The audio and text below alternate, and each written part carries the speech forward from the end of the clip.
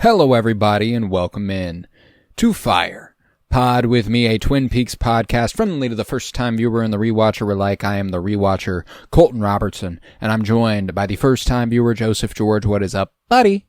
Oh, what up, what up? Always a pleasure to be here. Oh, and it's always a pleasure to have you. Edibles have been indulged. We will peak during peaks. It is an ideal time. We are discussing Part 5 today. Part 5 with the subtitle Case Files. Case Files, written by Mark Frost and David Lynch, directed by David Lynch. For those who may be joining us for the first time, I imagine you have seen Twin Peaks if you're just jumping in randomly.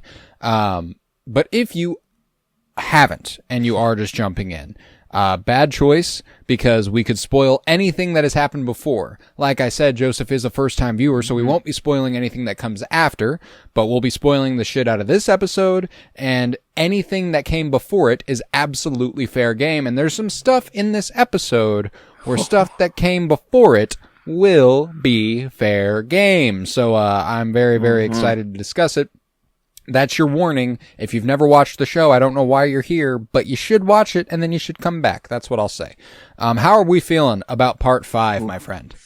Oh, the wheels are turning, and we're seeing, it's still the late stages of the plan. I still want to see this previous 25 years, but as far as where we are now, oh my gosh, yeah, things are going. Mr. C fucking went through hacking a prison through a telephone. I'm fucking, let's go. Like, come on now. That's fucking, hilarious. I love it. Every situation that we got, it was awesome. Jumping from everyone. And then to get a lot more of the original cast, to see them was nice, this episode. With good old, Shelley and Norma. Got some Norma action. Wow. I was like, okay, is Ed close by? I don't remember if Ed was a potential person you said might not be returning, but right when I saw Norma, I'm like, is Ed around the corner? What's the situation? Is it, are they still together? Where are they? Yeah. So that was nice. And then, oh my God, fucking Garland Briggs, his fingerprints popping up everywhere. So it's like, there's just so much going on. So yeah, this is it's a great episode. I think I know what happened to this. My cause of death. Someone cut this man's head off. And here's the headline. I just gave you the headline. I fucking love her. Damn. She's like, if I'm probably going to go ahead and throw her the character nod this week just because. Let's go. You could always go with Dale. You could always go with Dougie. You could always do that, but you're not going to get a lot out of our Constance Talbot here. Constance Talbot. Constance there we go. Talbot. I fucking love her. She's hilarious. I'm doing stand-up on the weekends still. Just so funny. I love her. But what we do here, we do a scene-by-scene breakdown. So if you're ready, I will begin. Let's get into it. All right. So we begin in a car with characters named Gene and Jake. They are on the phone with Lorraine, reporting on the situation with Dougie Jones. Frustrated, she sends the message, quote-unquote, to her contact, Argent. Yes. And she's scared to do it, Yes. She and is fucking... it's I don't know if it's that important to note, but Argent, definitely short for Argentina. But that's exactly what I thought, for sure. No doubt. Just actually came together. I thought you just fucked up Agent. I thought it's out of just the R is in there. I was trying to figure out what the fuck this R was in there, what it was doing. Or urgent. It could be, mistyped urgent. Like, could be no, it's short for Argentina. Okay. I believe. Because we do see later on this same device beeps and it's in Buenos Aires, Argentina for sure.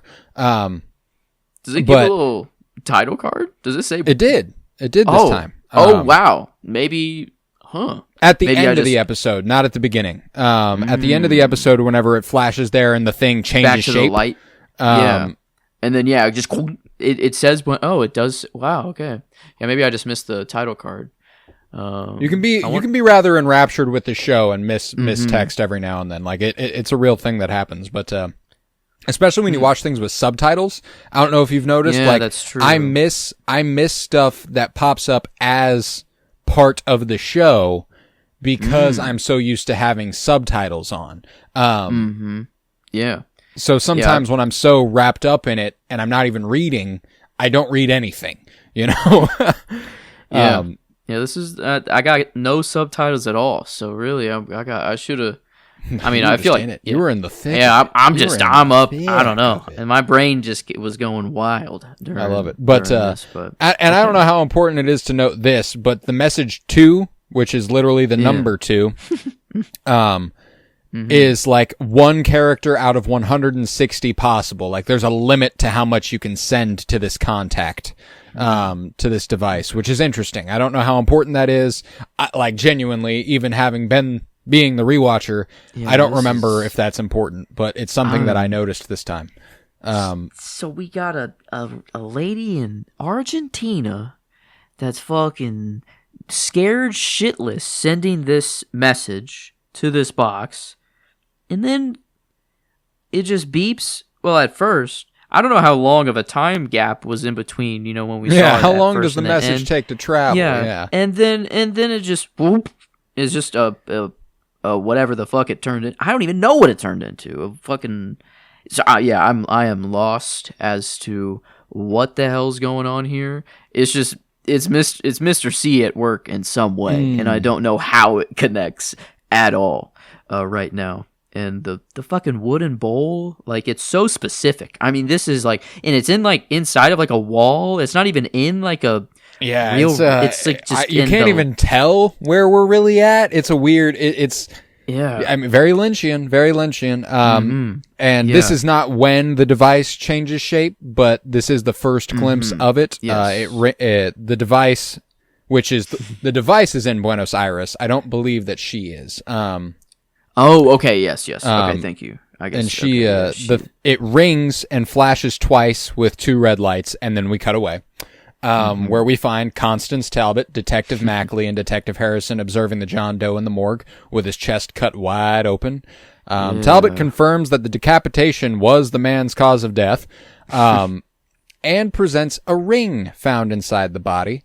On it is an inscription that reads, "To Dougie, with love." Damn. Janie E. Damn, the setup, man. You're gonna make Dougie.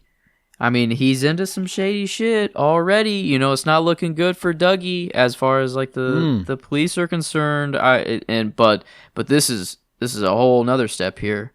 But man, is that really Briggs's body? I don't think so. I mean, it could be like, that's crazy. That, like, I just thought, these are just 2 random people that got murdered, and it's like, it's Garland Briggs's fingerprints. I know that's a lot later, but no, but yeah, that is the story as it is being told at present. Yes, but yeah, it's. I mean, man, how many times has this dude died? Why is his fingerprints popping up everywhere? Yeah, and like, this body is, it's oh my lord, it's just very, very. Is he popping into, but what the fingerprint thing makes it seem like it is like a true doppelganger. Like, is he, so another thing that I don't really know how the hell it's going to connect at all. So yeah, this is good stuff. Good stuff. But yeah, like, so what does Dougie have to do with this body, as it were? I know we saw Mr. C interact with the wife of Shaggy, Matt Lillard's character. Yes. So, and they're connected to the murder that happened in the apartment of Ruth.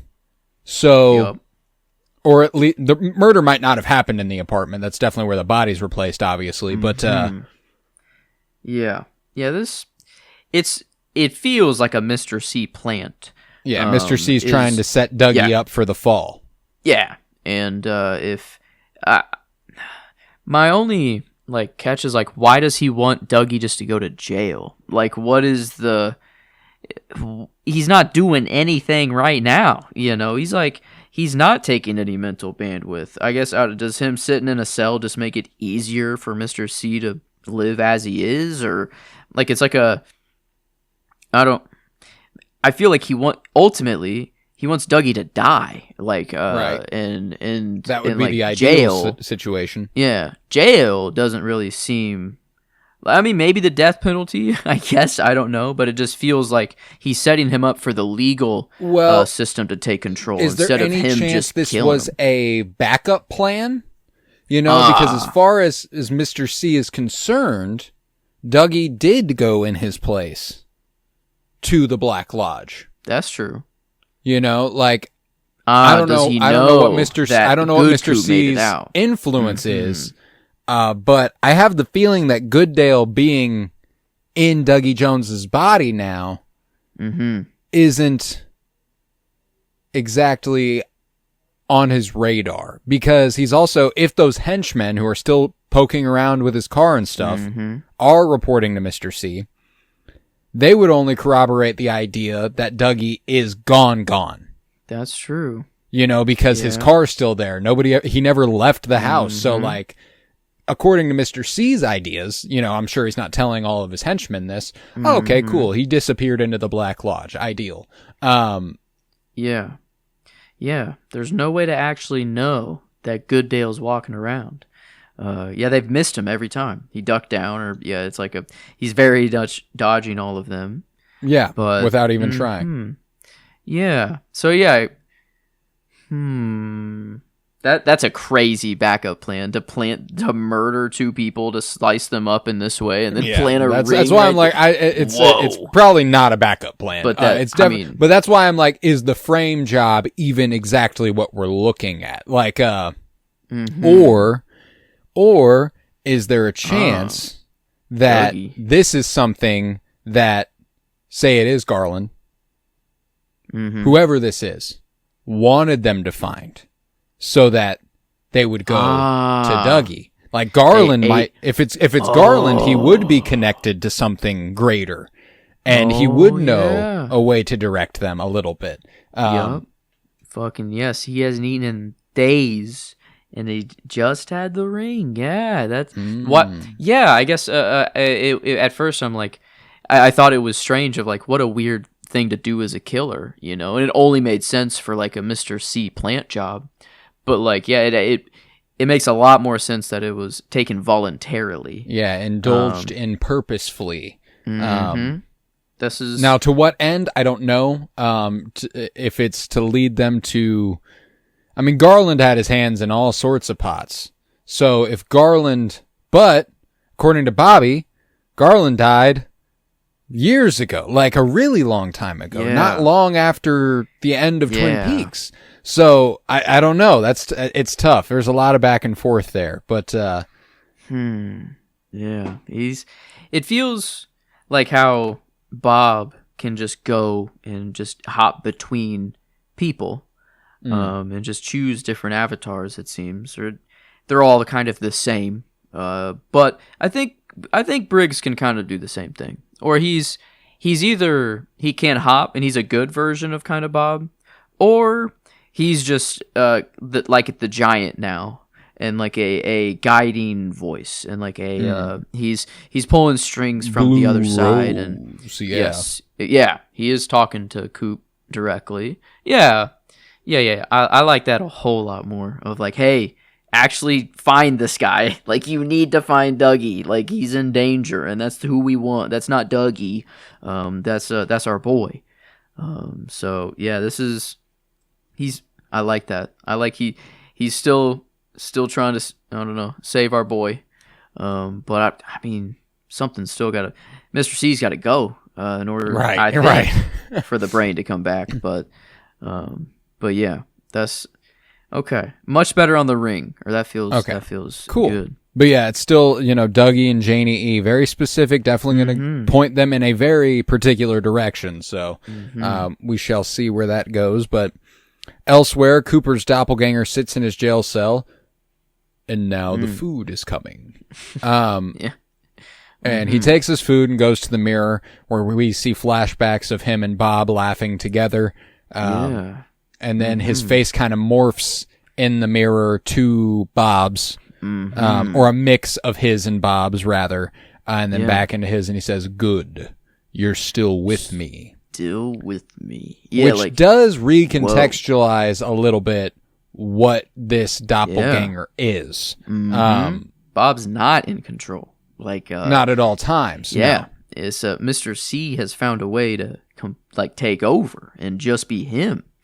And I guess Leland did seem to have a Leland to him and not all Bob. So, but this, him saying this like that, one, it's either okay, after I just had my experience and threw up all that garbangonsia, or right. It's maybe he's gone. No, but it was kind of maybe just a pure test, right? He doesn't know, but he's all right, nope, all right, everything's still we're good, we're in order. Yeah. Well, and that's a good point, because Leland was a possession sort of deal. Leland wasn't a doppelganger version of himself. Cooper, there's a version of him that was literally created by and in the Black Lodge existing in the real world. So when it comes to the influence Bob has on him, it's still, or originally had on him, it's still insurmountable in comparison to Leland. That's the reason this doppelganger is thoroughly fucking evil. Yeah. But maybe that is the beauty of Bob's plan, is the idea that he can set this beacon of good down a path that is truly evil. And just be you know what, you were the best of them. Now I'm going to turn that shit around, and I'm just going to go along for the ride because I want to see it. I mean, of what Mr. C has enacted already, to think of what he's done in the previous 25 years, the amount of evil that has been done, and who better to make fall than someone who has the most pull and tools that an FBI agent would. I can't think of another type of human. If you a world leader, I guess, but then it's way more obvious, and it's maybe that's not the goal. You're not pulling strings from the background. Yeah. So it's this is kind of Bob's, he knew he had 25 years of just untampered opportunity, and I think it's enact plan agency and send him on his way, because after he's capable. I mean, after this out of this prison thing, I can't get it out of my mind of him. Just he's got skills, but Bob, I think, I don't know how to read that he's still with him. Is it good, now I'm still, I have more ability, or I'm more powerful with you, or good, I still have control over you, or I don't really think it's either strictly. I think you were right about his trying to see if he still had after the experience post the Black Lodge kind of, trying to take him back, him throwing up all his Garmin bones, all that good stuff. I think there is a chance he was worried even that his connection to it might have been broken. And Bob is the tether that kind of binds him to the Black Lodge. So, they were laughing it is more together. So I think it is a mutual they're boys. They're not, thing. Yeah, it's not, I don't think, and it's kind of the dark side, how much are they ever really down for each other. But when it comes to Bob, I view Bob and Mr. C's motives as one. I don't really view it as one of them wants this, one of them wants this. No, I think that they're a very sound, unionized mind, Yeah. But I'm there. Cool. But a great sequence there too, just to see Bob kind of morph there for a second, and it be uncanny enough where you're that is the what? And a nice reminder for the audience that Bob is still there. It isn't just Mr. C. I don't know. It isn't for me, just it was kind of oh shit, Bob is Frank still Silva there. Literally being passed on, he cannot be in the show. So there's this element where if they're going to tether Bob to it somehow, it has to be sort of little winks and nods this that aren't expressly recasting him or digitally recreating him or anything. This is just a morphing of a previous shot of him onto his face so here. well. So, Yeah. Immediately know. Very nice. You immediately know what they're going for. Yeah, it's like very well done. But well, and it's unique enough, and in a way that you wouldn't even like, as far as the effects themselves are concerned, you wouldn't go, oh wow, that was brilliantly done. No, it is more a tonal thing. It is the fact that it looks a little off that makes it all the better, because it's like, it shouldn't look right. It should look weird. It's a good moment. I love it a lot. But we'll then head to a seemingly new character in Steven, looking for a job. And he sits down for an interview with Mike Nelson. This is Mike from the end of season 2. And like the one who was with Nadine and everything. Mike. Wait. What? Oh my God! What?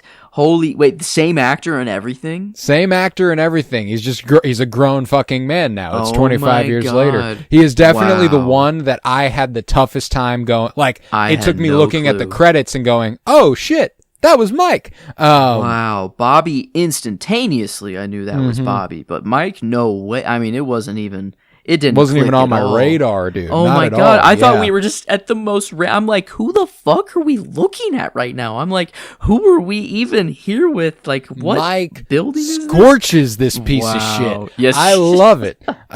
Scorches his shit.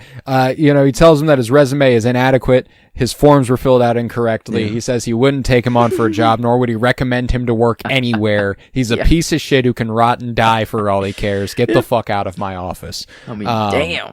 I mean, and Stephen Burnett, by the way, the character Stephen, portrayed by one Caleb Landry Jones, who was in Get Out. Banks?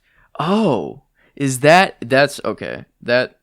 Yes, he's the brother. He's the brother in Get Out. The racist. Well, they're all racist, but the racist brother in Get Out. Is he also in Outer Banks? No, I'm thinking of some other kind of guy that look. I don't know. There's a few dudes who look like this right now. That I don't know, and that's such a long time ago. Outer Banks, and I feel like it was only. There's like Hetchinger, Kyle Hetchinger or something like that. What's his first? Why do I know his last name is Hetchinger? That's a weird thing to know, but not know the first name. Because that's the other guy that always reminds me of Caleb Landry Jones. Rudy Panko. Panko. Fred. Fred Hetchinger. It's kind of the redheadish guy. Yeah. But this guy is way more attractive. No offense. What's his act? I don't know. I was about to call him by his character name. Caleb. But yeah, no offense against looks or. Yeah, I mean, and he's cast in a role here where he is specifically supposed to look grimy. Yeah, he's supposed to look kind of like he might be sweating all the time. And I guess the only other time I've seen him is as like a racist who crazed murderer. Yeah, unfortunately, definitely being typecast as piece of shit. That's definitely the vibe that he is at least emanating in auditions. But it's not looking good for our boy Steven, and I hesitate to call him our boy because he's with our girl, Amanda Seyfried. But we'll get there later. We'll head to the sheriff's office real quick, where Frank Truman talks to Harry on the phone. Yeah. We get a little bit of Harry every once in a while just via these conversations, but I was kind of half hoping the first time I watched this that it was like Michael Ontkean would show up for one scene and that would be it. No, he's not in it at all. This is our only tether to Harry, or when Frank has a conversation with him on the phone. You don't even hear anything either. You only hear Frank. It's just which is a solid way to do it. It is a solid way to do it, and this is one of the less sad ones too, because Michael Ontkean was just retired. Yeah, like it's not like he's dead. So it's just like this isn't the log lady. Catherine Coulson stuff is heavy. Catherine Coulson stuff is heavy because her scenes are given a whole other weight, knowing she passed away right after, essentially. But yeah, Harry, it's just They needed to recast him, and what they ended up doing was giving the character a really sad story, like it is sad that he got older and he got sicker and he's not able to do what he loves anymore. And by the end of season 2, did he love it at all? Like there's argument to be had that like maybe respite is what he needs, but Harry, I only think that he was physically ill. Like bro's actually just depressed. Like he hasn't had his boy for 25 years, I mean, I didn't think of the emotional. Bro waited. He waited there outside the Black Lodge, for all that time. I guess, he did see. He did show up appear with Annie briefly. Just there too, yeah. And then it's like, what the fuck? But I mean, dang, dude's just been through it, and you just can't be sheriff anymore. There's too many memories, It's like, But I still think the physically ill thing is a vicinity to Black Lodge and vicinity to Coop. I like that a little bit. But yeah, I don't know where that even sparked from, but I don't know. I guess he was on the phone with Harry. No, we're actually we are. It is relevant. We are talking about Harry. So yeah, you didn't go too far fetched. But Frank is informed by Lucy that his wife Doris is coming. She went to your office and you weren't there, which I could have told her. But now she is on her way to Deputy Chief Hawk's office, where you are. And Frank's like, thank you, Lucy. I love this scene, dude. And I was actually watching this scene with Emily earlier. This was one where I watched it during the day when she was around. She's usually asleep when I watch these, but I decided to watch it during the day. And this interaction is happening, and she looks at me, and I look at her, and she goes, I kind of get her. And I go, I know you do. Oh man. And then she goes, I bet you kind of get him. I was like, I definitely do. I love, obviously a very extreme version of this archetype of relationship. But, because usually Emily's complaints don't have anything to do with me. But she do love to complain about the world. And I just have to kind of go, of course. No, for sure. Mm-hmm. Yeah. Yeah. Hey, we'll get it figured out. As long as you're listening, you're an active listener. You're there. You're hearing her going, you're impossible. I thought it was so fucking funny, dude. This is one of my favorite scenes in the episode. And is another, Robert Forster is really, really good as Frank, and it's immediately endearing to see him like this. Yeah. Great character choice. Mm-hmm. Yeah. Balancing the on the phone with Harry, he's like wanting to talk to him, but he's like getting through, hearing Lucy. I don't know. He is very. I do like I would love Harry Onkeen, our original, but I'm not disappointed with the replacement at all. Like Frank has been awesome so far. Oh yeah, so absolutely. Good vibes with Frank, and I hope I know I had that weird Hawk suspicion, It's like he's all good, he's all been good, and now the white hair is like, come on, he can't be any more pure. I feel like, and I don't know why that was there, but yeah, there's not even that inclination with Frank, and I swear if this is the one time I don't have it, right, you've chosen to trust someone immediately, and he turns up being a piece of shit. No, I'll tell you confidently. You'll enjoy it, and not that you would have been thinking about that in the back of your head the whole time, but he's fine. He is a cool dude, good guy. He, and like we said last week, he's Harry's brother, so he's gonna be probably a pretty good dude. Those Truman boys, they grow them right out there. But we'll head then to Vegas, where Janie E, Sonny Jim, and Cooper leave the Jones home, and Janie E tells Cooper they won $425,000. This is actually my favorite scene of the episode, though. And actually does give Kyle MacLachlan my favorite performance. Hard to not go with him any week. Because he gets to play multiple versions of a character, which is always awesome. But genuinely, this is probably my favorite Coop scene so far in the show, as far as the Dougie Jones and Black Lodge, stuck in the Black Lodge coop. This genuine realization that this is he feels a connection to these people, whether or not it is his body. he was grown from him, so in a way, these are his people. And the fact that, like, he immediately gloms on to Sonny Jim as, like, a beacon of light is very beautiful. I love it. And the tear that falls down his cheek. Beautiful moment. I mean, it felt like he was more than connected with him at that. Like, it felt like they were sharing something almost. And, like, because the kid, I don't know, he kind of seemed like he became Dougie. Like he became unable to do anything and he just was frozen and kind of, I don't know. And then the tear rolling down, it felt like he was so connected with the kid that, like, they've given, I don't know. There was something unlocked. No, well, and going back to last week, even the interactions we did have with Sonny Jim, he is very similar to this character. You know, like he doesn't talk. And if he does, it's very, very little. He only communicates with hand signals. Like he only thumbs up, and you know he poured the syrup for his dad. He laughed a little bit, but Sonny Jim is a chip off the old block, is the impression I get, and I think that Coop is really connecting with that.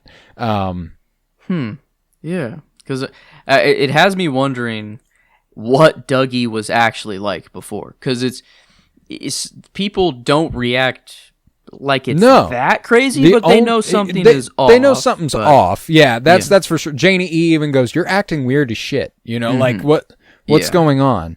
But it's not so out of character that they wouldn't be like, "Okay, something's wrong." You know, like they all think it's within reason that at some point Dougie would start acting like this. None of them are that surprised by it. They're just like, what the fuck's going on with you, man? It's not even really that big of a problem. But Janie E agrees to take Coop to work here because Dougie's car is gone. But again, checking on Dougie's car, Gene and Jake cruise on through. It still hasn't moved. Still hasn't moved, and that's when a group of delinquent youths also drive by the car. Yeah. A little setup for what's to come later. Yeah, their music. Honestly, can't lie. Dude. The car actually kind of sick. Sick. The I don't know, Murdered Out Black. It does. Yeah, music could be a little better. Can't lie. Definitely. But yeah, no. These I did not expect what was coming from them. But yeah, crazy. No shit. I love the little like that he does do this. That it is like you think something's about to happen, and it's like nope. We'll come back to that in 30 minutes, or like just much later in the episode. Though. But it's so good. You just are always on the edge of your seat, just wondering if anything's gonna happen. And most of the time, really no. It's like mundane, just check-ins on things that'll later be realized, and then other times it's I don't know. Yeah, just hacking a prison with a dial for one phone connected. One phone. Yeah, I mean. Ethernet poured up though, I mean it's straight wired in. So I mean, yeah, he was fucking. He was a computer. I mean, he was moving. He was typing that shit in fast. But that shit was light work for him. Now that we're all here, it's really good stuff. I loved it. Yep, we check in with the car. That's it. Move on. Janie E. then drops Coop off at work, and he wanders following the aim of a statue of a man carrying a revolver, which in-universe, gotta think, reminds him of Harry. Yeah. There were some memories being brought. Yeah, when he raised the gun up, he was kind of like, I've been this guy. I've been this guy. But also, real-world association here is that David Lynch modeled this statue after a picture of his grandpa. Dang, which is pretty cool. Damn, pretty cool. Wow, I just thought it was a random kind of cowboy statue, but that's sick. Kind of pretty that's awesome. Sick. Man. Just a fun little fact there, but it follows the pointing. He's like, okay, I'll go that way. And he stands around just sitting there until his coworker, Phil Bisbee, approaches. And he's like, hey, Dougie, come on up. Meeting's in a couple minutes. And Dougie loves that coffee. So he runs on over following him, chasing the coffee, really. And he takes one of the coffees and begins drinking the damn good Joe, as it is put by Phil Damn good Bisbee. Joe. Yes. Damn good Joe. Oh, that's gotta be my line. I love the damn good Joe. Yeah, I mean, it's too good. You gotta go with it. You gotta. I mean, I'm a Joe as well. You are, so and you're damn good. Damn good Joe. It felt like Coop was giving me like a, I don't know, a little pat on the back. Yeah. So it was but also I love a cup of damn good Joe as well. So yeah, just coffee. All around. It was so difficult for me to drink a fucking tea tonight while doing this. I mean, hey, I'm kind of like the guy a little later of the green tea latte of, he has that revelation of like, oh shit, you know what? This is great. It's solid. Tonight, what I drank during the podcast was a blueberry lemon chai. Earlier, I went for a walk. I steeped it. I got back from the walk. I let it chill. I went to work, put it in the fridge, got back, had iced tea. And it's this blueberry lemon chai. So fucking good. I love it. That does sound divine. But she'll never be coffee. She'll never be coffee. Yeah, it's too late. It's too late for coffee. I do drink it still when the sun is up. I don't give a fuck. I down that shit way too much. But no, when the sun goes down, it's tea time. And yeah, I'm joining that dude. I got green tea with honey. That's it. No latte, I guess. Quite there, but no, I'm it's oat milk in it. That's the other part. So that's what makes it the latte. Yeah, that sounds good. But no, I can't complain. I can't complain over here.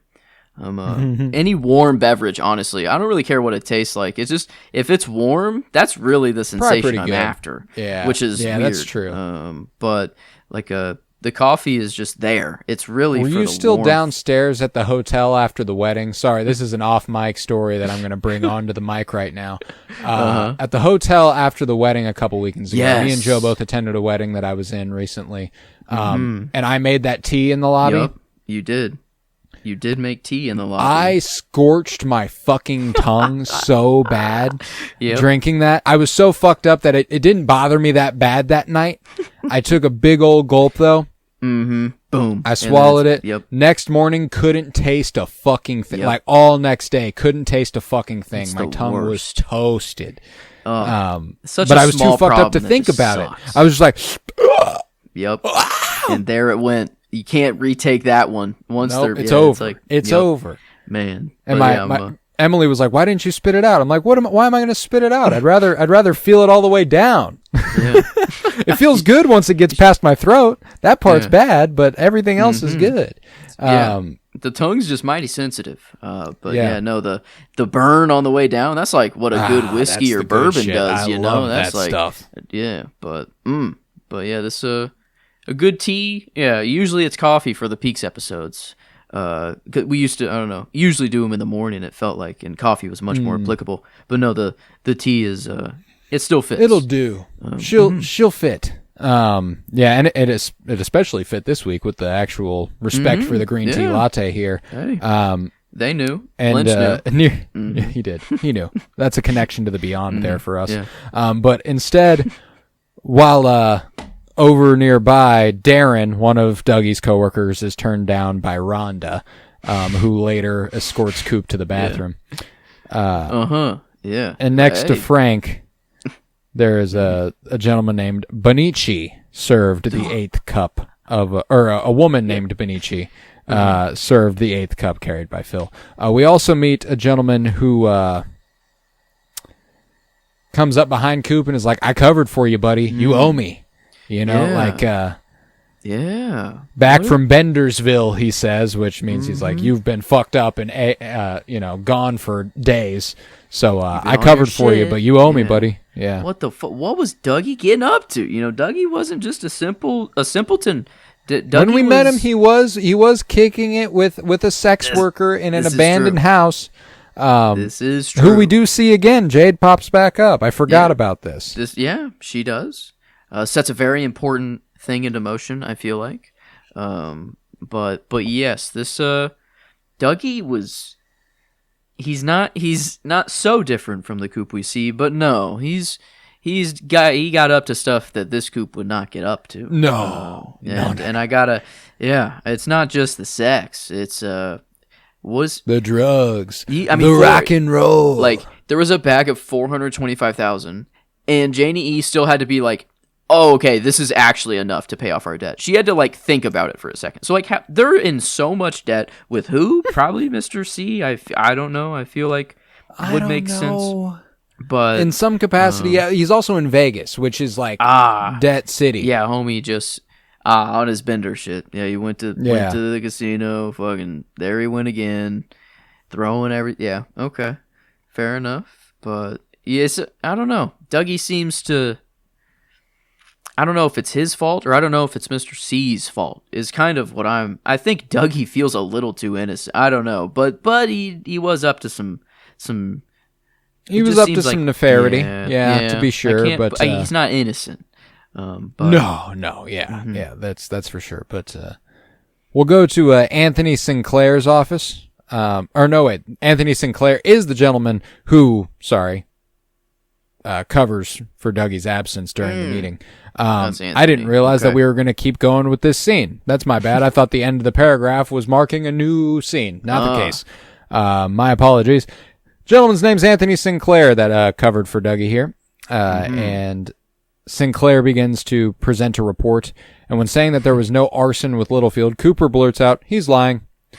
But does not elaborate. Yep. Refuses to elaborate. Causing the boss, Bushnell Mullins, incredible name, to have, quote-unquote, Dougie meet him after the meeting. And Bushnell Mullins is played by a Oscar-nominated and winning actor, Don Murray. He was nominated for the film Bus Stop, which also features Marilyn Monroe, which I did happen to watch years before I watched this. Damn, that's sick.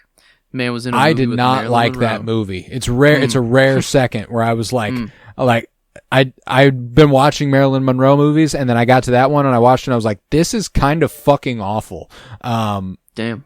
Wow. I think I actually read the Letterboxd review on air one time. It's that one where it's just aged a little iffy because of the way this man treats this woman. He just endlessly chases and chases and chases her. And despite her continued refusal, continues to pursue and So this is the review I left. There's a very valuable lesson in here for men. If you see a woman you'd like to marry upon first sight, simply kidnap her and tell her that you're taking her back to Montana to wed. When she becomes obviously frightened and uncomfortable, just keep kidnapping her. But when other people finally begin to tell you you're wrong, something they've oddly been hesitant to tell you before, you must fight that person who told you you're wrong, get your ass kicked, and then humbly apologize for kidnapping said woman. Wow. She'll come back to Montana and marry you anyway, because of course she will. I didn't know this was an option. I've never been told. I didn't know this was the way to go about things. Wow, yeah, that's not what I thought the movie would be. No, and the main character, the pursuing of Marilyn Monroe was played by Don Murray here, who got nominated for an Oscar for it, which is awesome. Wow. And that dude wanted Marilyn so bad. Yeah, I was so distracted by the outrageousness and how poorly the plot had aged that maybe it was well performed and maybe it was a good movie, but I just could not get past the fact that I fucking hated the main character that the movie obviously didn't think was a bad guy. Blew me away. Yeah. I just thought he looked like David Lynch's dad. I don't know, it looks like a previous Lynch generation. The hair, I think it's just the hair. But in Lynch's, I don't even know if that age gap makes sense. It definitely doesn't. Yeah. So, but yeah, good on Lynch. I mean, Lynch kind of looks way younger. I feel like Lynch just looks good. But I mean, it's actually not impossible. That's surprising. Don Murray is fucking old. Holy shit. Oh, he was old. My bad. Rest in peace. Yeah, but last year, February 2nd, 2024. So, damn. He made it to 95. 95. Okay. Yeah. Which does mean the age gap would have kind of worked if he would have had if Lynch had been, he would have been quite young when Lynch was born. By about 16, 17 years anyway. Yeah. Yeah, it's okay. Possible. It's not it's impossible. possible, but yeah, You know. I just got I don't know. That was when he popped up on screen. I was kind of like, I mean, I know it's not Lynch, but why do I see him? Why do I see him? Yeah. Yeah, no kidding. Yeah, and David Lynch did look fucking great. Towards the last few years of his life, like as far as just holy shit, you're 75. That's wild. Yeah. And the hair really goes a long way. It does. Yeah. But Mullins, pulling Dougie aside here, questions his accusation. Is like, do you really have the gall to accuse my best agent of something like this? And Dougie goes, agent. Yeah. Oh. He's like, whoa. I know something about that. Wait. And then he goes, case files. He goes, case files. Case files. Yep. Okay. Case files. New shoes. Oh my, Leo Johnson. Oh my, Leo Johnson. Holy fuck. Yeah, wait, what the hell? How have I not made that connection yet? New shoes. But, wow. Very similar trajectory right there. Wow. Yeah, Leo never came back. No, Leo must have died in that cabin. Yep. Yeah. The spiders got to him. I don't, that Wyndham just left him there. That's nuts. But and then went and died in another realm. Yep. Didn't even die in the real world. Nope. He's just gone. Yep. Wyndham was deleted. Wyndham is, I don't even, more than gone. I hope, and I need that to happen non-existent. To Bob. And yeah, so was he. That Coop was non-existent. Is that a verb? It is now, but he was non-existented. But then obviously is walking on Earth. So, non-existent from the Black Lodge, but it didn't really feel non-existent. Because he's very much existent still. He's very there. Mm-hmm. But not in what we knew him as, but still there. Indeed. Indeed. But Rodney and Bradley Mitchum over at the Silver Mustang Casino punish Burns for Cooper's win at the casino. The Mitchum brothers are going to be in this show, and they are one of the best parts of it. I fucking love these two. As like I'm trying to remember what character I might have said you're gonna fucking Albert. Not in the exact same way. Definitely not in the exact same way. You won't love them as much as you love Albert. But I have a fondness for the Mitchum brothers and the way their story goes that just I don't know exactly what it is, but right now you wouldn't think, oh, I'm gonna love those guys. Yeah, they just walk in, bring 3 girls with them to watch this happen. I mean, just who are named Candy, Mandy, and Sandy, by the way. Candy, Mandy, and Sandy. That is incredible. And they're so used to this. I mean, this is what happens. Yeah, and I mean, what I see why previous boss was very, very scared, because I'm assuming this is exactly what he saw whenever he got promoted. Is whoever was there before that fucked up. And David Das Maltron watches Brett Gelman get his shit rocked and is like, okay, yeah, I guess that's the job I want. Where I have no control over whether or not some guy walks in and wins 29 straight jackpots mythically. I mean, that the odds are low, but I guess not zero. You can never rule it out.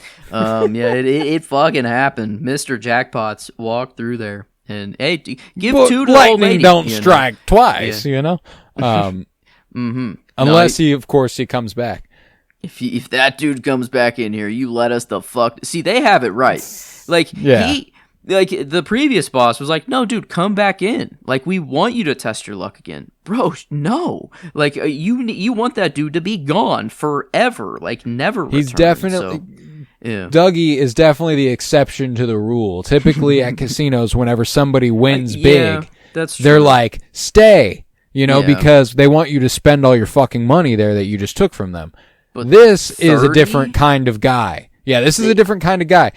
You got to think outside the box for Dougie Jones, I mean, Mr. How do they Burns. not think that he rigged the machines in some way? Like, I guess they truly watched the tapes back, and it was just They're like, there's literally no fucking way he did that. I mean, yeah. So he's never been in here before. There's no evidence in the weeks leading up. He is just walking up to machines and hitting jackpots, and in some situations pointing at them, and someone else hits it. You at some point got to go, this guy's a god. You know, he's the god of gambling. I don't know what it is, but he's got something about him. But they say if Cooper ever comes back, fucking let us know. Yeah. So I'll keep an eye on the Mitchum brothers and see what they're, because they do just fit the mob kind of stereotype right now. They're crime brothers who are somehow here. They found themselves here. We'll head back to where Dougie's car is located, where nearby a mother passed out on drugs does not watch as a little boy living in the home across the street goes to examine it.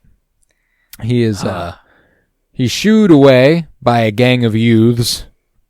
Scoundrelous youths. They arrive in a loud black 1970 Charger, clean ass car, and for some reason they're like, we got to steal this thing.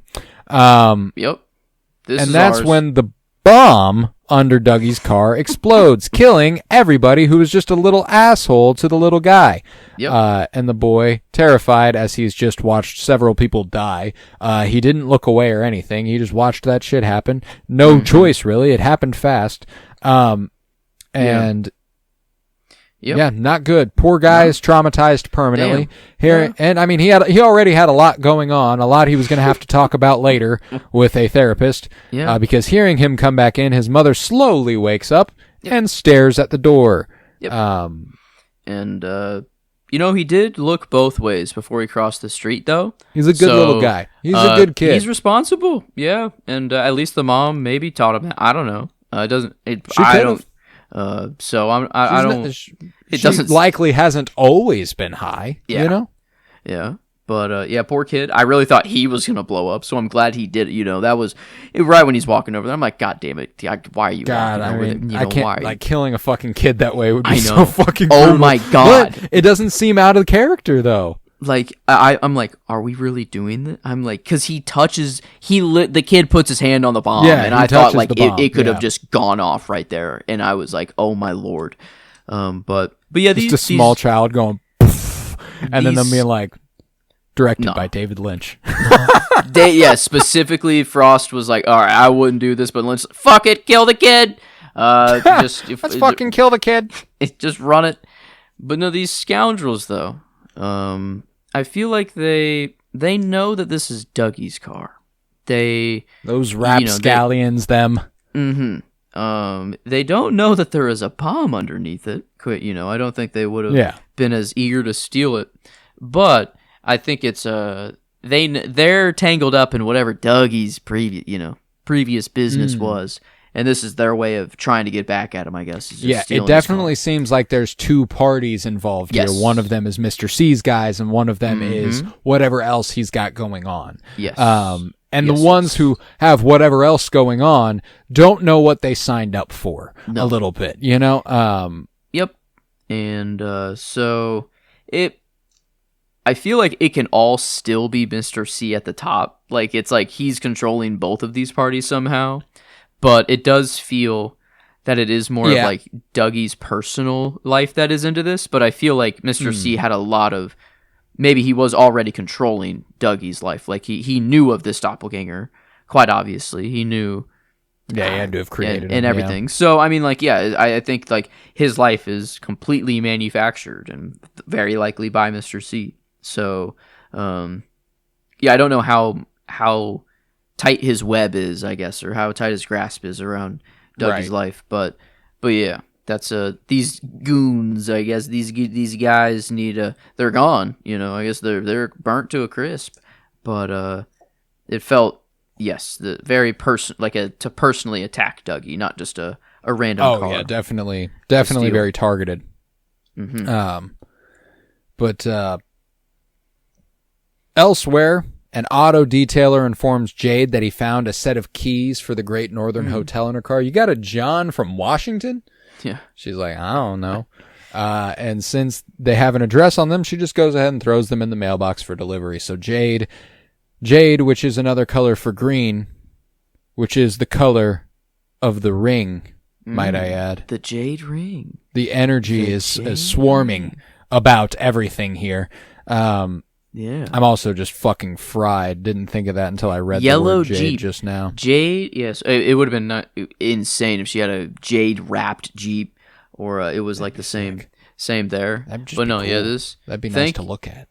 I'm glad, we're going to get a check-in at the Great Northern. I feel, they're going to be, oh, this was Mr. C. I hope that's like someone's going to notice that this was Coop's key, and oh my gosh, and so we have the ring. Those people are looking for him, because I hope that it's like, will they be able to tell where it was mailed from? Is my word, is it going to have like? Does the post office just pick it up and then they just drop the literal key, or do they put it in a thing and then like it says where it came from? I don't, I So doubt it. So how are they going to know? But like this arriving in Twin Peaks should be a moment. Yeah, Yes. It should be like, we've been waiting for this. A return to the Great Northern, I will always accept. Yeah, we did. We've only checked in there once now, haven't we? With Ben with and Ben and Jerry. Ben and his brother. Good old Ben and Jerry. God damn. Yep. Good old ice cream brothers. And they're We mega do see stoned Jerry all again the this time, week. too. Yeah, we do see Jerry again briefly watching Dr. Amp. Yeah, that's right. But he's fucking lighting up too. I know what I'm doing. Yeah, fucking hysterical. But we will get there before long because we're gonna head to Twin Peaks, but just somewhere else first, where Norma sorts through documents as Heidi is serving. Heidi back as well, the German girl who's supposed to never be late because she's German. That's how. No way. That's Heidi. Yeah, The weird same laugh, Heidi and everything. Yeah, the weird same Heidi. Yep. Okay. Cool. And Cool. she's serving as a character named Becky delivers bread. And Toad, who got name dropped several times in Twin Peaks, gets some money. Goes and gets the bread. And that's when Becky turns her attentions to Shelley back again, Madgenomic, and let's go begging for some change, begging for some money. Norma watches, kind of sadly, like, man, I can't believe shit's continuing to go this way. And she goes to Shelley, urging her to help Becky rather than continue to enable her. Go ahead and cut this shit out now because she will thank you for it later. And, they both see themselves to a degree in Becky, which is just the cycle continues. The generation. She was with Hank and then, This is Laura and Bobby, This is like, I mean, it's just... It's Shelley and Leo. Man, it's like, oh my gosh, and them just like Norma's not even mad about the money, like at all. That wasn't even a thing. It was just like it was immediately about like is this Shelley's kid? Is that the idea? Like, is that like yes, that is Shelley's daughter. Yeah, and I mean, did she have like who is the father?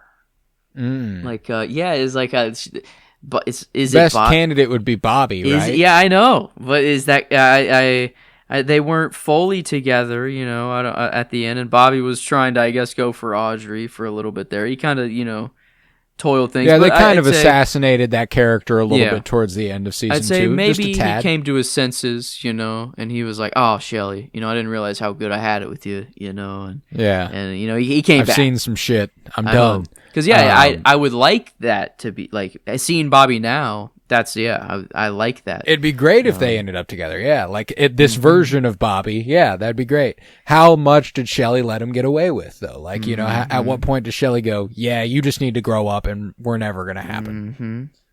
Yeah, because I don't know. Like at the bar, in like the first episode at the very end, whenever they're just she looking does across finger the guns bar. with the guy. Yeah, it felt, I don't want to. I mean, I didn't think whether her and Bobby were a thing, whatever. But now that she has a kid, like, is she single mother life right now, or is this? Are Bobby and her together? Is the first question I would say. As far as like if Bobby's the daughter, if Bobby is the father of the kid, yes. If Bobby's the daughter, he's not, folks. Spoilers. Are the father? Yeah, we need Murray the daughter. to come up in here. But. Yeah. Oh, shit. I feel like I'll get that confirmation or somehow it'll come up. I'm assuming. Yes, it will. This is not a mystery, and I even hesitate to call it like a mystery. I don't even know that it's technically revealed, which is why like I'm like tempted to just tell you, because I can't. It's addressed. It is addressed, but it's not like a. It's not like a conversation between Norma and the daughter where she like reveals it to her. It's not. It's nothing like that. It's like it's just very naturally addressed. That's just Bobby. And Bobby's name just comes up when referring to the father, or just it's like just a drop. It is the natural assumption right now. Yeah. But. I gotta know where Ed's at. Same thing here is that with Norma is who are these people? Yeah, I don't know. I need to know all the relation. I need to know all the town tea again. Are they back? Are they just have they ended happily ever after, or what's going on here? I gotta know. But outside taking the money, Becky gives it to Steven, and they snort a drug and drive off together. Amanda Seyfried is gorgeous. And this is a beautiful shot. I love it. Oh yeah, this is the shot. Actually, thank you for reminding me. And what an experience, just to be in a convertible. Yeah, very special. Was this coke? Was this definitely not snort? If they're snorting it, it's probably coke. It's probably just coke. Yeah, but I guess it felt like a little seeing what's the. Man, I keep forgetting this guy's name. Redhead, the guy who's doing the drugs with her. Caleb Landry Jones. I can't remember the character's name. Let me check. Oh my lord, that guy, Steven. I was just said it a second ago. Don't have to scroll up that far. It doesn't seem quite like an upper for him. Like, it seems like it's. He says that like could mean that he's just very much done a lot. That's true. He's looking that way. But I love how it's just like, she doesn't give a fuck of the relationship, and like the kiss was whatever, but then like there was that one moment that they had of like she already snorted it up, so it could have been the drugs, but like he said, actually I forgot what he said, but something quippy at the end or something sexy or I don't know, whatever it was. And then, she he talks about how her ass doesn't quit and shit. Yeah. So, so this, it feels like a Laura and Bobby is kind of the closest thing I can kind definitely, of. Definitely, as far as what we've observed in the show. Yeah, definitely the closest comparison, I would agree. Just when the drugs get involved. I would say dynamic-wise, it almost reminds me more of Leo and her mom. Like as far as the kind of abuse of the relationship in that regard, obviously he cherishes her a little bit more than Shelley does, or Shelley was by Leo. But he's taking advantage of her in a major way. There's not a respect there, there's just taking advantage of her, but, Steven. Regardless, that's one for the episode. Sorry. By the way, that's just one. I was the first time I've said regardless. We've gone an hour. I earned it. I didn't even hear it. I've been very conscious. I've been very conscious of it. So I continue regardless. Wow. Yeah, very Cooper very well. is pushed out of an elevator at the end of the workday, and he goes to the statue we saw that morning. I love that he just kind of stands there, and it's the end of the day, and everyone's like, "Jesus, dude, get the fuck out of the way!" I love that stuff. Very funny little cutaway. He again loiters by that statue, and all right, he's. The dude's really just. He's got nothing. Still nothing. He's got the agent reminder. I don't know, coffee. Like some things are ringing a bell, right? But still, if there's no directive or if there's no one telling him to do something. Homie's just there, like, and he doesn't, like, it takes him forever to piss. It takes him up until the moment where it hurts to piss.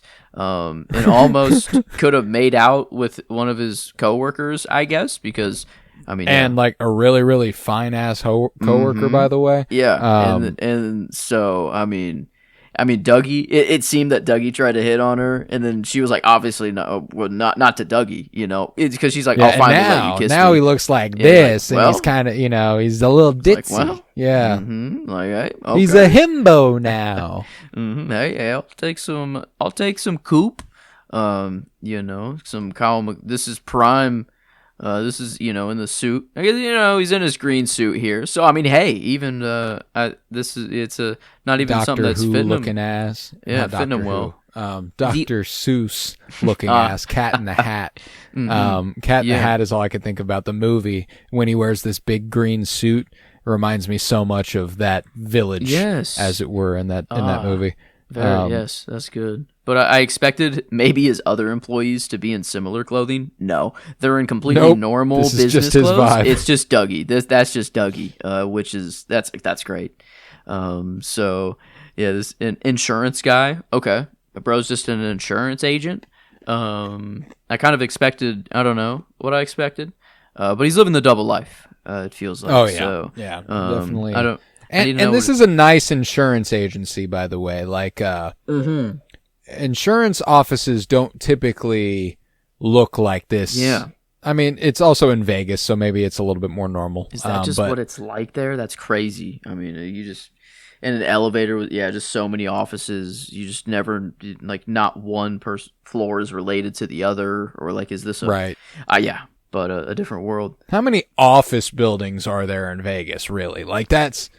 I hadn't considered that. Like when I was, how much near there? That when you think about Vegas, that idea of Vegas, you have near there in that vicinity. How many of those buildings are just office buildings? There can't be more than a few, right? Like that's. Yeah. Is it purely just casino and entertainment, and that is it? Like that is just a wild thing to consider. I didn't think about that at all. I mean, people gotta work. People. Oh, and people gotta have jobs. So, but does everyone just work at the? No. And Vegas is a much bigger city than just that patch of the Strip life. I guess, yeah. There is a lot of Vegas. And driving to the airport is when I was like, oh yeah, there's a lot of Vegas. Yeah, but it doesn't seem that people live there or work there at all. It doesn't even. But they obviously do. Like people, they obviously do. They have live to. there. Yeah. It's just wow. Yeah, but a perfect. I mean, this is, as far as Mr. C's concerned, the perfect place to have your doppelganger. Never get just plant him there. He'll never leave. He'll either get in trouble with the law, he'll be in debt because he gambled too much, or he just dies because you have people watching over him. I mean, this is it's just kind of perfect doppelganger placement, right? But Dougie Jones, Case Files. Agent. He loved Agent though. Yeah, he loved Agent. He was like, Agent. Yeah, he says the word with an awe in his voice. I love it. But at the Twin Peaks Sheriff Station, Hawk and Andy continue to sort through files. That has been their story for the last couple episodes, and it will continue to be so. Slow going, but it's okay. I'm not finding anything in here about an Indian. Are you? Can you find an Indian, Hawk? Yeah. He's like, no, Andy. No. Still no. Still no, Andy. I have a feeling they talked about this 5 minutes ago. Yeah. But then we go and see what Dr. Jacoby's up to. There'd been a lot of speculation the first couple weeks about what the shovels were for. Where's he burying the bodies? What's he up to? Nothing much. He's just being Dr. Amp. He's an internet personality. Yup. For what I assume is a pretty niche group of listeners in the Pacific Northwest. Jerry, Nadine. If Nadine is entertained by what you're putting down, you're probably not doing very good, in my opinion. I mean, I love his passion, though. I love the character of Dr. Amp. Like the production he puts into it, bro has his script all very DIY. There. It's not super. It's not super tech forward. Yeah. I love that. It's really fun, and I love whenever they reveal what the golden shovel is actually for. $29.99.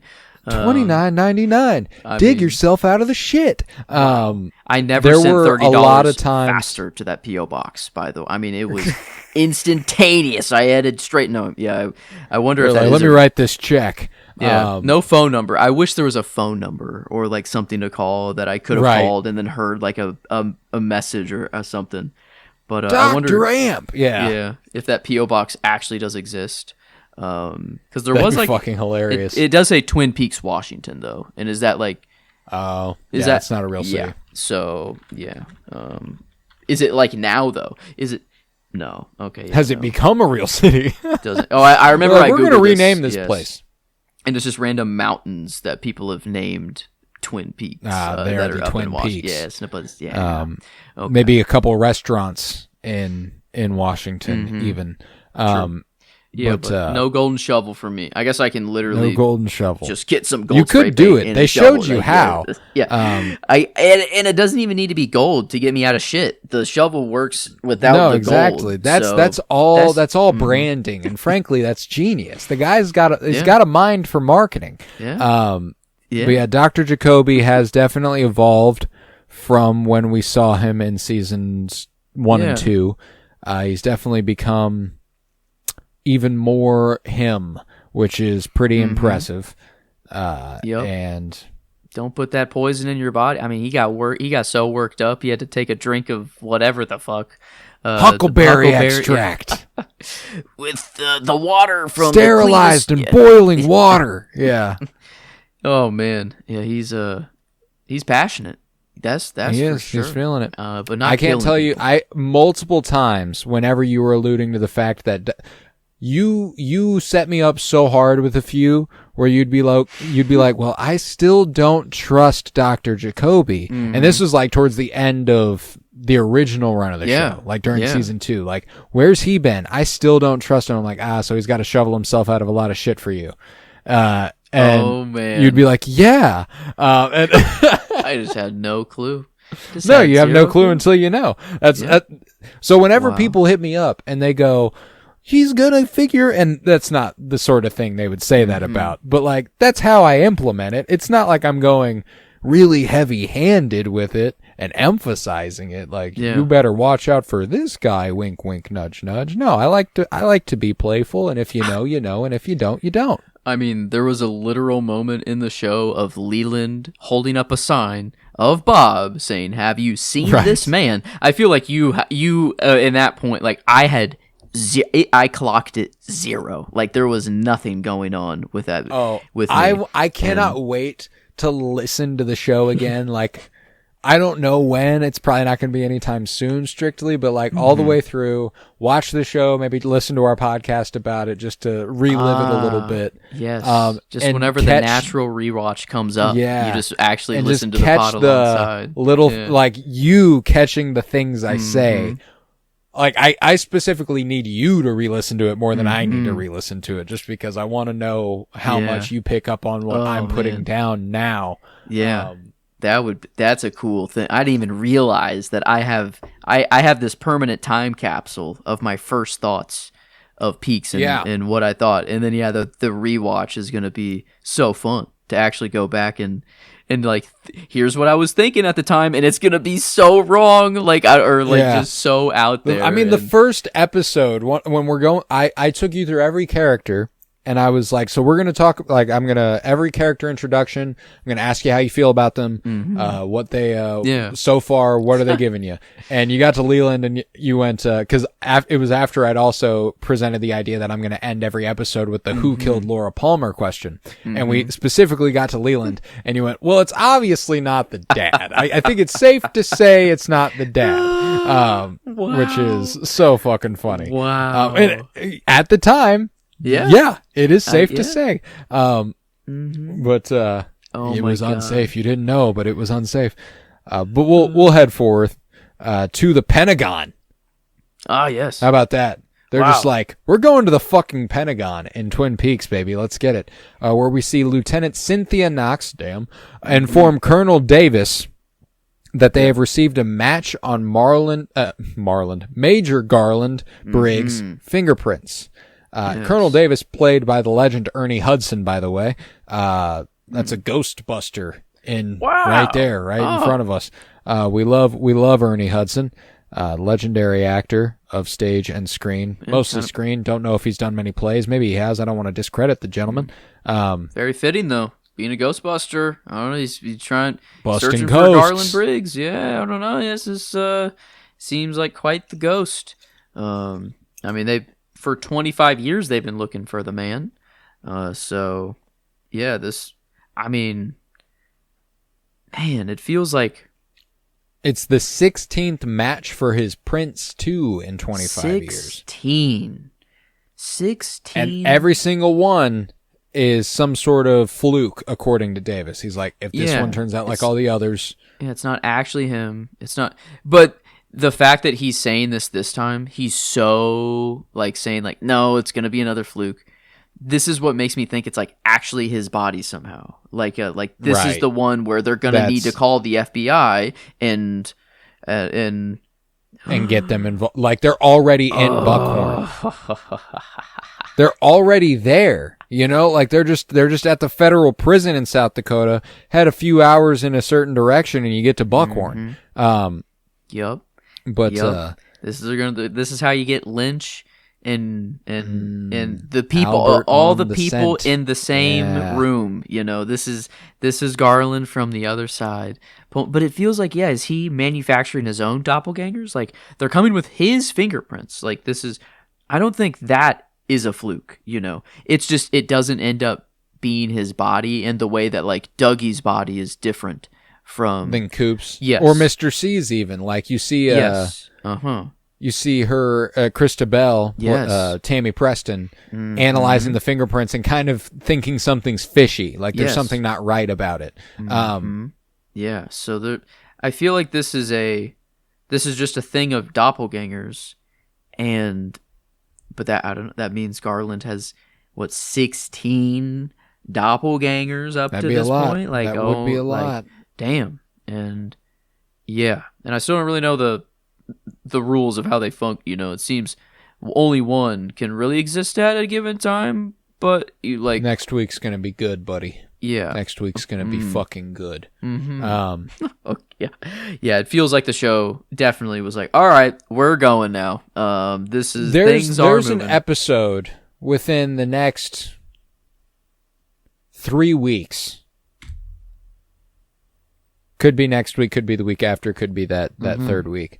Could be all of them for all you know. That is such an insanely big swing for television that and where we're at right now, you're probably going, now how the fuck is that the case?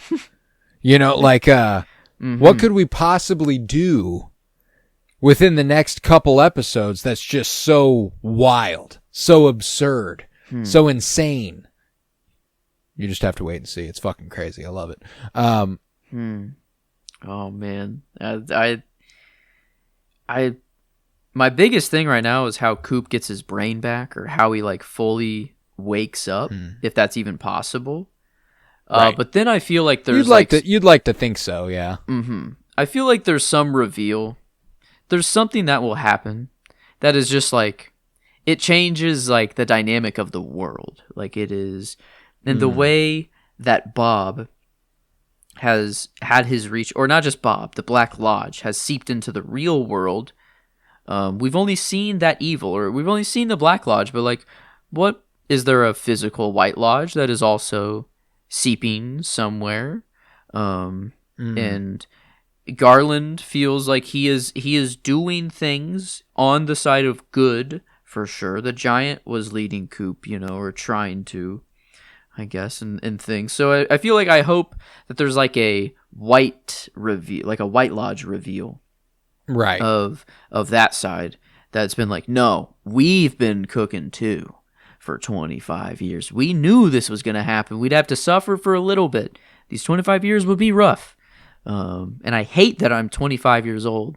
It's like, what the fuck? What a dark 25 years. And I just now have taken my medicine correctly again, feeling like I finally woke up holy fuck. Anyway, going off the rails now. But yeah, this is, I need I don't know. I don't need the reveal. The show's already fucking just insane to me. And I don't know how I'm ever, like, Game of Thrones was awesome, and like theorizing or just kind of keeping up with the show in itself is just incredible.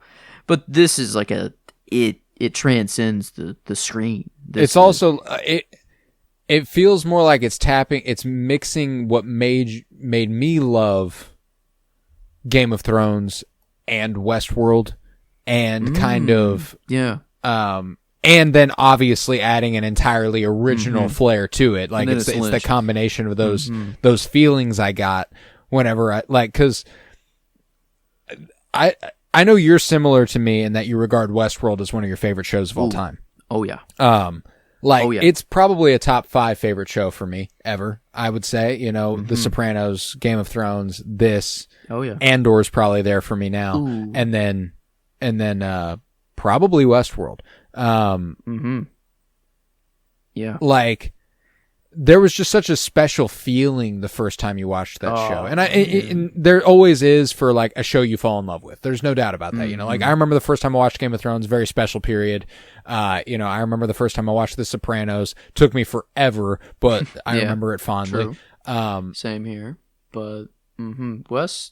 But Westworld, there was just there was this visceral like, this is kind of like, they've made something for me a little bit. Like, I'm connecting with it on a level I haven't previously connected with a story, because I didn't realize you could do stuff like this and make a television show about it. Twin Peaks does that on a different level. It plays with conventional ideas that you're familiar with, like a murder mystery, like robots. And then they add all this other worldly shit, them waking up and them taking over and all that good stuff. Like, it's but the way they do it, god damn, it's gorgeous. I love it. But prestige. And the more I've been thinking about it, by the way, sorry to interrupt. No. I think that if we can, we should do a Westworld podcast. I mean, it's a lot shame of people that don't show have ended. access. Yeah. That it ended and it's not on Max. Crazy. Yeah. It Crazy. would, I guess, give some people to listen to something if you can't watch it, at least that's maybe. what I was thinking. But, yeah. Get a chance to relive it without having the ability to watch it. Let's communally enjoy it together. Physically. I can't believe I actually haven't bought Westworld. Yeah, physically. It is kind of crazy. If you do, when you do, that might be our follow-up. That might be our follow-up for Twin Peaks, because god damn, I love that show. But sorry, this is what happens when we both get high and then we hop behind a microphone. It's in the car. We don't do this now. often, folks. If you're joining us for the first time, this is not a normal episode. We've gone a little bit tangential multiple times. But we'll lock back in here. The band playing at the Roadhouse. It's called Trouble. They play a song called Snake Eyes. Oh, yeah. I enjoyed. This one was... Yeah, good one. I like the good vibe. One. And it's also actually a scene, too. Yes. Really nice. Harrowing scene with a character named Richard. Damn. This guy sucks. Yeah, bad guy. Bad guy Richard. Dick. Yeah. There you go. He smokes underneath a no smoking sign. When an employee named Federico approaches and asks him to quit, the off-duty deputy, Chad, takes over and is like, come on. This is fucking Chad. This is Chad. Yeah. God, he got even worse. Okay. Out of uniform. Chad's the worst. He keeps getting badder and badder. But he takes over and ends up taking a bribe from Richard. Yeah. And yep. Okay. That's when someone nearby, Charlotte, is like, "Oh shit, cool. If he's gonna smoke, I'm gonna smoke." That's a perfectly normal request to make. Bad choice, Perfectly Charlotte. innocent. Nothing. No, normally Yeah. wouldn't be that terrible of true. a choice. Not on her. This is not on her at all. This is not on her. Yes, No. This- I know you know. I know you know. Yes, But I did want to make it clear because Yeah. no. This is Normally, being like, "Hey, can I bum a smoke?" is not something you expect to evolve to this point. Charlotte asks, "Can I get a light?" But he's like, "Come here." She approaches. He lunges, grabs her, pulls her into the booth. Her friends watch like, "Holy shit! Holy fuck! Can't believe this is happening." And he's like, "I'm going to rape you, and I'm going to laugh while I do it." Wow. Not Really, the really first terrible. time you've done that, dude. I mean, Nope. this is like, and even if it was already died, all of it's yeah. bad no matter what. But the fact that this doesn't feel out of character for him already. Yeah. He's First on the list. impression. Fuck Richard, dude. Definitely. Oh my god, Yeah. fuck Richard. He's on the list. This is maybe the God. resident Bobby. Actually, like, good old Steven. That's right, Steven.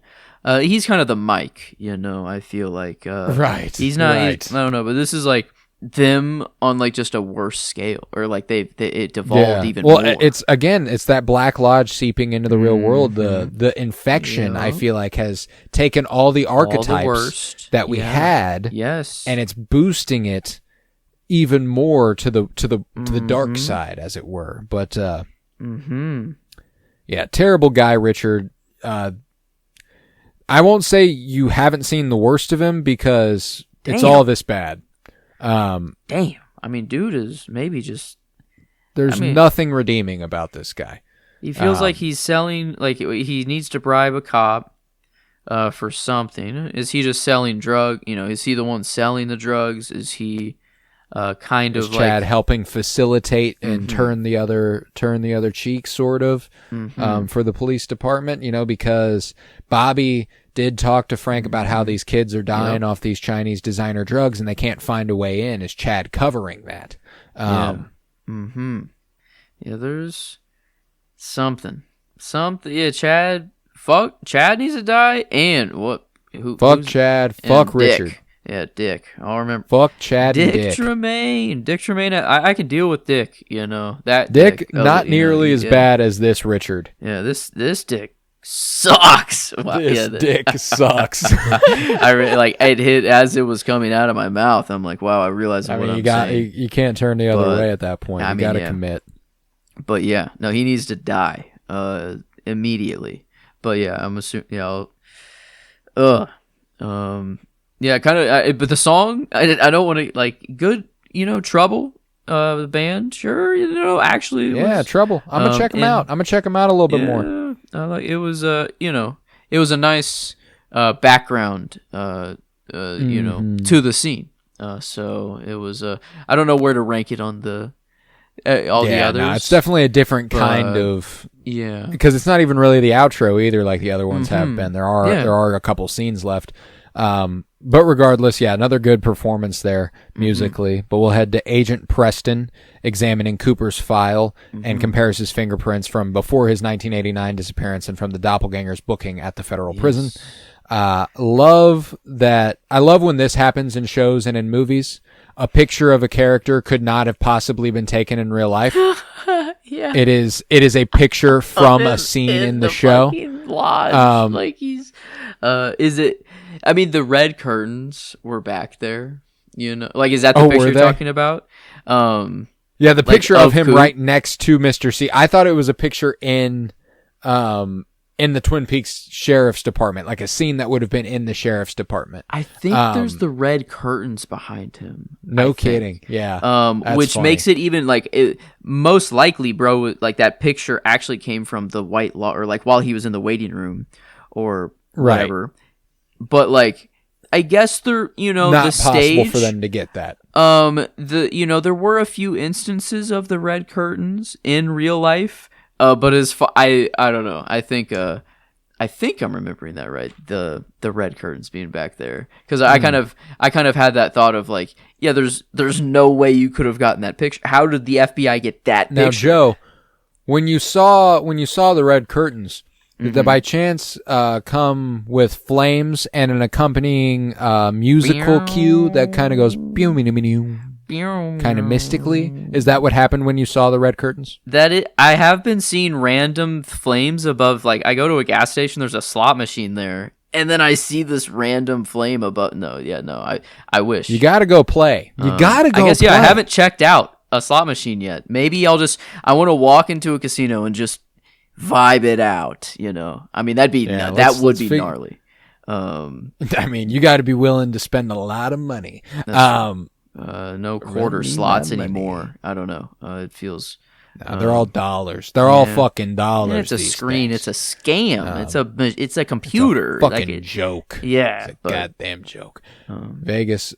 We found the real slot machines. Like actual slot machines. I was like, okay, I trust these. But there were so many people just sitting at like the buffalo hunting ones where like it's like they spin and it's just like purple diamonds and green circles and yellow squares and then a buffalo icon.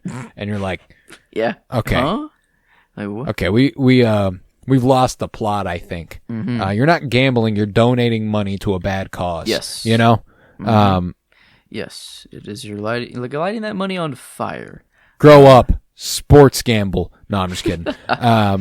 Like real people. Come on. Like real people. At least it makes the game more fun to watch. You are investing in something too. Like I sports gamble a little, more than I should and less than a lot of people I know, which is right where you want to be, baby. But like I'm willing to spend, like it's no different than pay-per-view for me.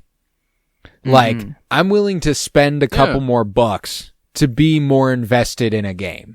Now I'm not gambling more than $5 or $10 at a time, but I can't really afford to. So it's like, that is as much as I'm willing to spend. I don't want to lose $10. Nobody wants to lose $10. So I'm going to have some fun watching this game. If it happens, it happens. If it doesn't, it doesn't. It's like if you just watch a fight for free, it's cool and it's still, you might be into it. But if you paid $60, you're invested. I mean, you're watching every fucking second. Yeah. So that's, kind of another perk to Westworld. You have to pay money. You have to get that shit physically now, or you can pirate. I guess. That's an option. But like, you have always an option. At least invest time to. This is not legal or gambling advice, by the way. Yeah, don't. I mean, if you'd listen to me, for gambling advice or life advice, I think that's already a bad choice. But yeah, I think it's funny to listen to anybody for gambling advice. Actually, it's literally gambling. Yeah, there's nobody better at it than anybody else. The house. You can be as informed. Yeah. You can be as informed as you want to be. You can be as blind as you want to be. And ultimately, you have about the same odds of succeeding as anybody else. That is true. Yeah. This is wow. And the fact that it is just, I don't know. There's a whole city dedicated to it, but now it just doesn't even matter. It used to only happen there. It doesn't. Watching sports is kind of insufferable now. Like the amount of ads that are like, you've got to gamble. Here are the odds on this right now. This is what the active money line is. It's like, okay, chill the fuck out. It's like there's no more commercials for cigarettes, Damn. Yes. The new cigarettes is gambling, is sports betting. Yeah, maybe. I mean, and we know that's addictive. You know what I'm saying? Like, it's not like that's a mystery. It's not like we don't know that that's a problem. Yep. Oh, we're just like, well, fuck it. We'll put a little disclaimer at the bottom that says, if you have a problem, make sure you call this number, because you know what it doesn't do? It doesn't give you cancer, so it doesn't fucking matter. Damn. Damn. Yeah. Wow. It's like, it's the same thing, but somehow even worse, but better for like it's better for your health, but at what cost? A little bit. Cigarettes are probably cheaper, even though you buy a shit ton of them and for life, or however long you're on it. I'd say, It depends. You can't make money on cigarettes. Actually, you could make money. So yeah, you're only one bet away. The patient gambler always wins. Always wins. So yeah, the house will win. I'm lifetime even. Don't give that's up. really all you want. So you just got to keep it going. But yeah, this is. This is what happens again, folks, when we're baked and we record. What was we were talking about?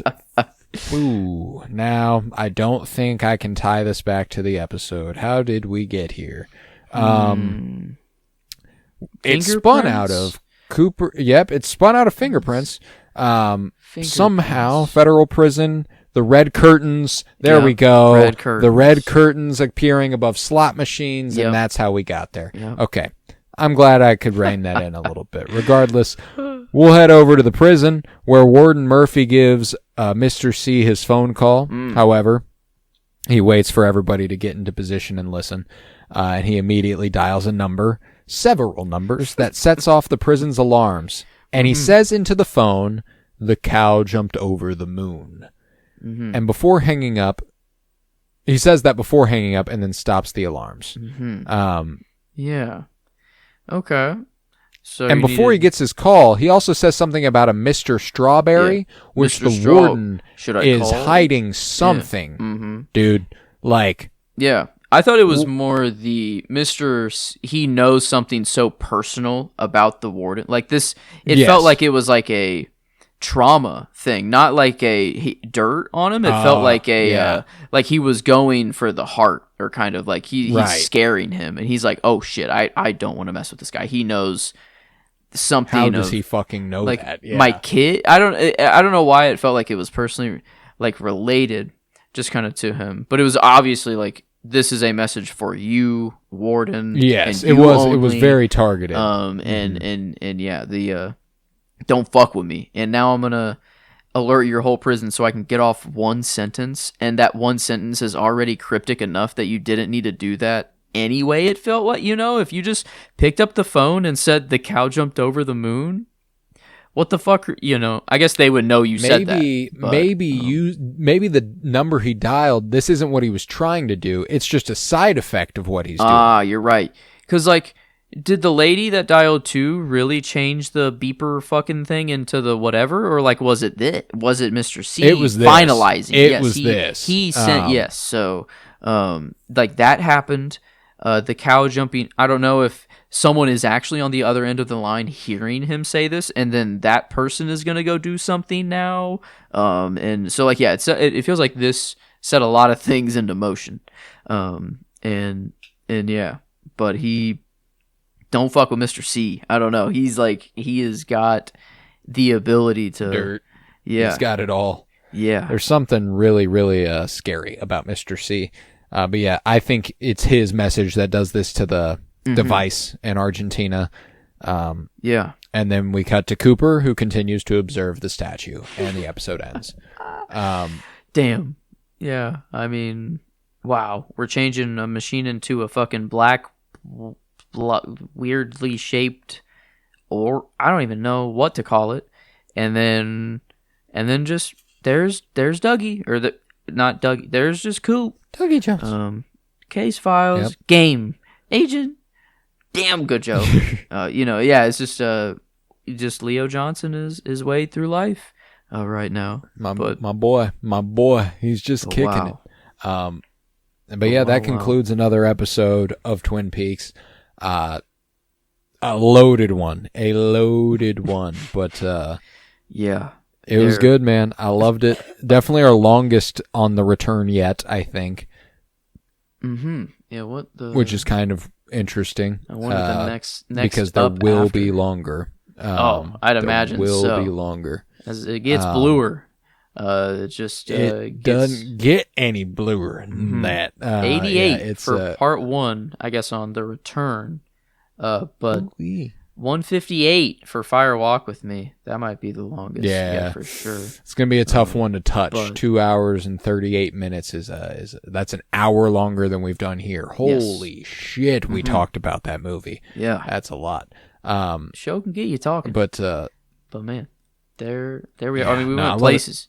The casino in Westworld. We did. We went are the lessons we went to take very away. tangent. Very tangential, no doubt about it. But I'll do some plugs, and then we'll get out of here. Leave a 5-star rate and review and download wherever you might be listening. Thank you so much for listening all the way to here. That's very, very cool of you. I can't believe you did it. I'm proud of you. Yeah. We've got The Return Part 6 next week. Very excited.